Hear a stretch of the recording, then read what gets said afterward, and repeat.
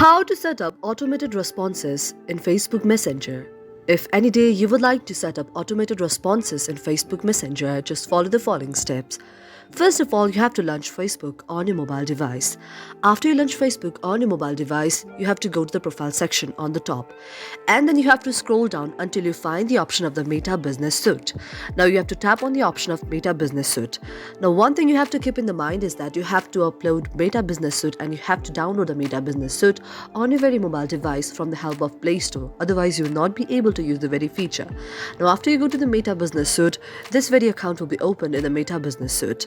Now you have to go to the option of the tools, that is the three lines there, and then go to the option of settings.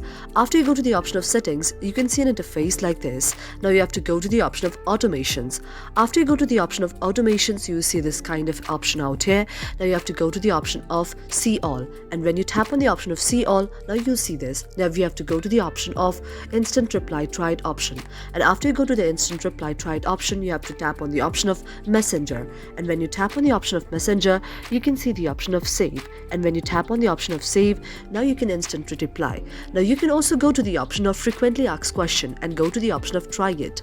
After you go to the option of frequently asked question and go to the option of try it, you have to tap on the option of add a question, and you have to tap a question there, and when you tap a question there, you have to tap a response out there as well, and when you do that, you have to go to the option of save, and when you go to the option of save, you have to tap on the option of save as well, and this way your very problem will be solved. Thank you for watching our video, and if you like our video, do not forget to subscribe our channel.